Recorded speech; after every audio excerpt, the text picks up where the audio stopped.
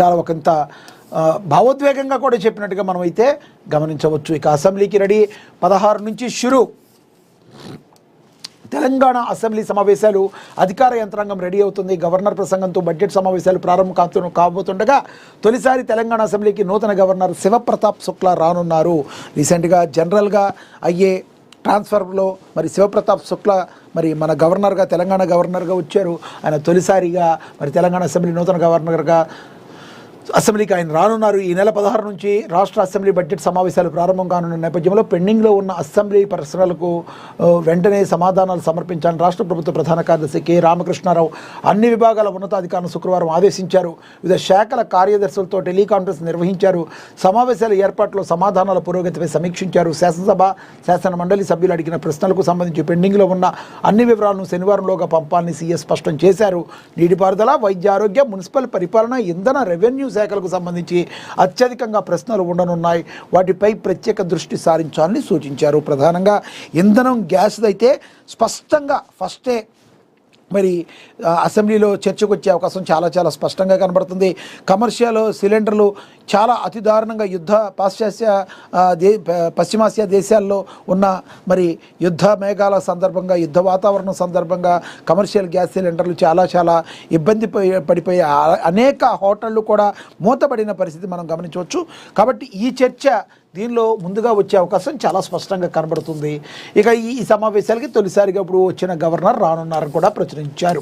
ఇక అదేవిధంగా పోలీస్ శాఖలో కొలువుల జాతర మెగా నోటిఫికేషన్ జారీకి రంగం సిద్ధం. 18,000 పోస్టుల భర్తీకి ఛాన్స్. మనకు తెలుసు తెలంగాణ ఫ్రెండ్లీ పోలీస్ శాఖలో జాయిన్ అయ్యేందుకు మరి బాగా ఎవరైతే పోలీస్ శాఖలో జాయినింగ్ అవ్వాలని చిన్నప్పటి నుంచి కూడా కలలు కంటూ ఉంటారో, ఇప్పటి నుంచో వెయిట్ చేసే వాళ్ళందరికీ కూడా కొలువుల జాతర రానుంది. 18,000 మందికి మరి పోస్టుల భర్తీకి ఛాన్స్ ఉందని కూడా మరి స్పష్టంగా తెలియజేయడం అయితే జరిగింది. దీని గురించి కూడా ఒకసారి చూద్దాం.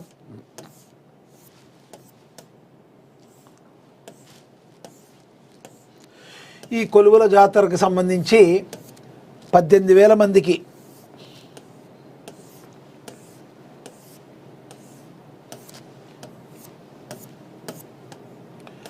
పోలీస్ శాఖలో కొలువుల జాతర.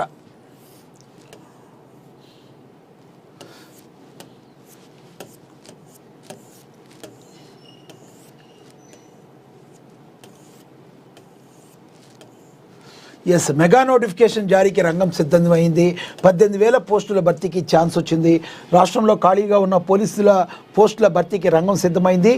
యూనిఫామ్ వేసుకోవాలనే లక్ష్యంతో ఉన్న వేలాది మంది యువకులకు ఏడాది మెగా నోటిఫికేషన్ లభించే అవకాశం చాలా స్పష్టంగా కనబడుతుంది.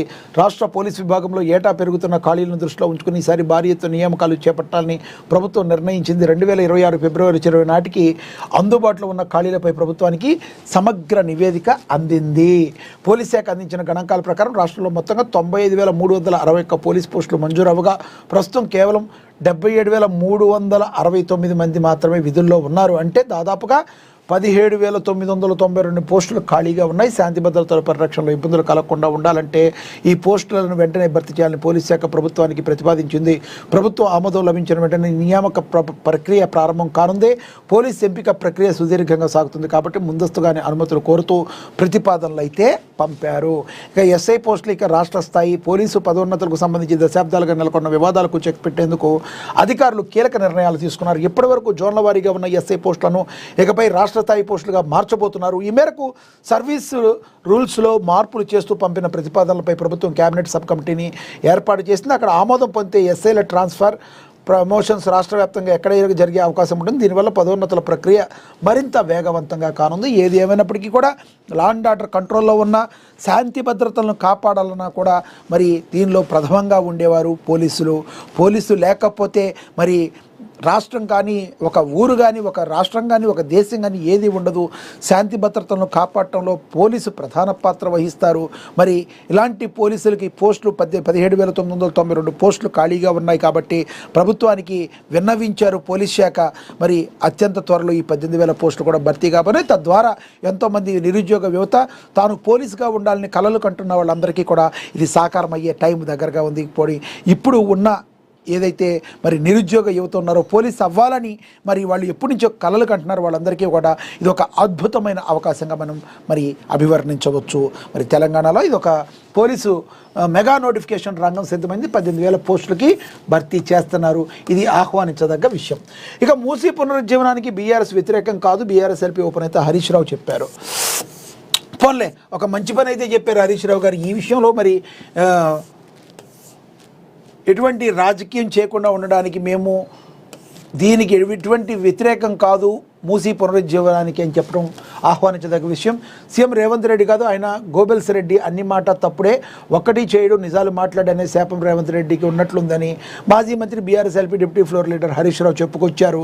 శుక్రవారం ఆయన తెలంగాణ భవన్లో మీడియాతో మాట్లాడారు. మూసీ అభివృద్ధి పేరుతో హైదరాబాద్లో విధ్వంసకాండను కొనసాగిస్తున్నారన్నారు. ప్రజల ఇండ్లు కూల్చే హక్కు ఎవరిచ్చారు రేవంత్ రెడ్డిని ప్రశ్నించారు. మూసీ బ్యూటిఫికేషన్ మీద సీఎం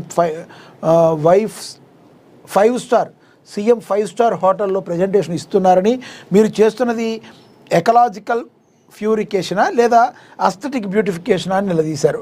బాధ్యతాయుతమైన ప్రతిపక్షంగా బాధితుల పక్షాన కొన్ని సూటి ప్రశ్నలు వేస్తున్నామని వాటికి సమాధానం చెప్పాలని డిమాండ్ చేశారు. మూసీ పునరుజ్జీవనానికి మరి బీఆర్ఎస్ పార్టీ ఎప్పుడూ వ్యతిరేకం కాదని చెబుతూనే మూసీ పేరిట రేవంత్ చేస్తున్న లూటిఫికేషన్ మాత్రమే వ్యతిరేకమని స్పష్టం చేశారు. మూసీ ప్రక్షాళన మీద చిత్తశుద్ధి ఉన్నవారెవరూ ముందే పేదల ఇండ్ల మీద పడరని ఆయన తెలిపారు.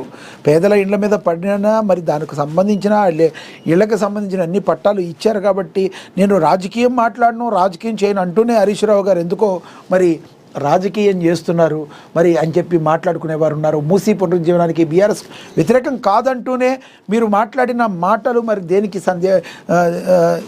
దేనికి మీరు మాట్లాడే మాటలు దేనికి సంకేతంగా మీరు మరి అనుకోవాలో మీరే చెప్పాలి. మరి మీరెందుకు గత ప్రభుత్వ హయాంలో మీరు ఎందుకు దీని మీద దృష్టి సారించలేకపోయారు? ఇప్పుడు ఆరోపణలు అయితే చేస్తున్నారు, మరి గత ప్రభుత్వ హయాంలో మీరు ఎందుకు చేయలేకపోయారు? దీని మీద 10 ఏళ్ల పాటు తెలంగాణను బంగారు తెలంగాణ చేస్తానన్న మీరు 10 ఏళ్ల పాటు మీ ఫ్యామిలీ మీరు ఏం చేశారు? ఒక్క అడుగైనా ముందుకేశారా? కాబట్టి మరి మీరు రాజకీయం చేస్తున్నారో చేయట్లేదో ప్రజలు కూడా ఒక అవగాహన స్పష్టమైన అవగాహన ఉంది హరీష్ రావు గారు.